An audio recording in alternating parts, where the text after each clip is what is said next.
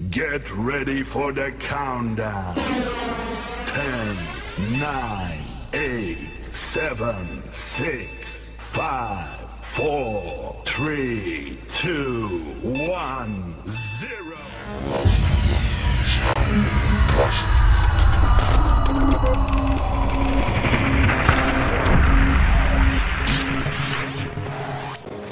Assalamualaikum warahmatullahi wabarakatuh. Perkenalkan, nama saya Khofia Nisa dengan NIM 21110005.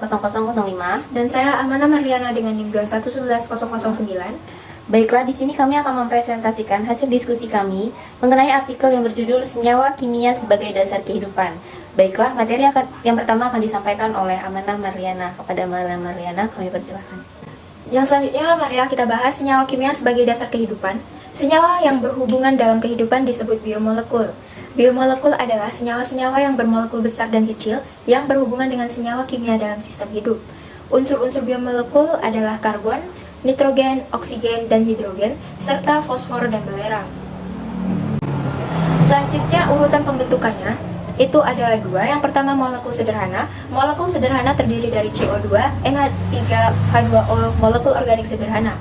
Yang kedua, molekul pembangun. Molekul pembangun terdiri dari asam amino, gula sederhana, mononukleotida, asam lemak, molekul makropolimer, protein, polisakarida, monomer penyusun DNA dan RNA, lipida, organel dan agregat supramolekul, dan akhirnya membentuk sel. Semua proses kimia yang terjadi dalam sel, katabolisme dan anabolisme yang sama-sama berjalan dan dikendalikan oleh enzim. Selanjutnya ada ciri-ciri hidup. Ciri-ciri hidupnya yang pertama sangat terorganisasi dan sangat kompleks, setiap komponen mempunyai fungsi yang sangat spesifik. Yang kedua, mempunyai kemampuan untuk mengekstrak energi dari sekelilingnya. Yang ketiga, dapat menurunkan sifat atau dapat mereplikasi dirinya sendiri dengan tepat dan terencana. Selanjutnya ini ada unsur-unsur utama penyusun tubuh. Dapat kalian lihat sendiri pada tabel berikut. Di sini ada tabel perkiraan komposisi dasar tubuh manusia berdasarkan berat kering. Di sini terdapat 14 unsur. Di antaranya ada karbon dengan presentasi 50, oksigen dengan presentasi 20, hidrogen dengan presentasi 10, nitrogen dengan presentasi 8,5, kalsium dengan presentasi 4, fosfor dengan presentasi 2,5, dan kalium dengan presentasi 1. Untuk nomor 8 sampai 14 bisa kalian lihat sendiri pada tabel berikut.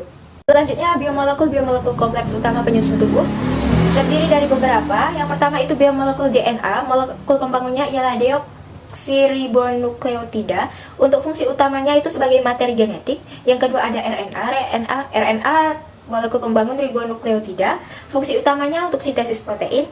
Dan yang ketiga ada protein dengan molekul pembangun asam amino. Fungsi utamanya sangat banyak. Umumnya menjadi bagian dari sel yang melangsungkan kerja, enzim, unsur kontraktilitas, dan lain-lain. Untuk yang selanjutnya bisa kalian lihat sendiri pada tabel berikut. Nah, ini komponen-komponen utama penyusun tubuh. Ini terdiri dari 5. Yang pertama ada air dengan berat 40 kg dengan presentasi 61,6. Yang kedua ada protein dengan berat 11 kg dan presentasi 17. Yang ketiga ada lemak dengan berat 9 kg dan presentasi 13,8. Yang keempat ada mineral dengan berat 4, presentasi 6,1. Dan yang kelima ada karbohidrat dengan berat 1 kg presentasi 1,5. Untuk materi selanjutnya akan dijelaskan oleh Khofia Nisa. Kepada Khofia Nisa dipersilahkan. Selanjutnya itu adalah penggolongan ikatan kimia. Ikatan kimia ini dibagi menjadi dua. Yang pertama ada ikatan kovalen, yang kedua ada ikatan non-kovalen. Ikatan non-kovalen ini dibagi lagi menjadi 3. Yang pertama ada ikatan ion, yang kedua ikatan hidrogen, yang ketiga ikatan van der Waals. Ikatan kovalen adalah ikatan yang terbentuk oleh valensi dari masing-masing atom. Contoh dari ikatan kovalen adalah CO2. Ikatan ionik adalah ikatan antara dua gugus dengan muatan berlawanan. Contohnya adalah ikatan antara substrat dan enzim. Kemudian yang ketiga ada air. Air merupakan produk akhir utama dari metabolisme oksidatif makanan. Dalam reaksi-reaksi metabolik, air berfungsi sebagai reaktan tetapi juga sebagai produk. Kemudian kita masuk ke dalam sifat air. Yang pertama ada air merupakan molekul polar secara 3 dimensi. Air merupakan molekul tetrahedron tak beraturan dengan oksigen pada bagian pusatnya. Yang kedua, air bersifat sangat kohesif. Molekul-molekul air yang berdekatan memiliki afinitas yang tinggi satu sama lainnya. Jadi, dapat disimpulkan bahwa air merupakan komponen sel yang dominan dan berfungsi untuk pelarut berbagai zat organik dan anorganik. Kemudian, kita masuk ke dalam pelarut berbagai zat organik dan anorganik, terdiri dari ion-ion, glukosa, sukrosa, asam amino, serta berbagai jenis vitamin. Yang pertama ada bahan pengsuspensi, zat-zat organik dengan molekul besar seperti protein, lemak, dan pati. Dalam hal tersebut, air merupakan medium dispersi dari sistem koloid protoplasma.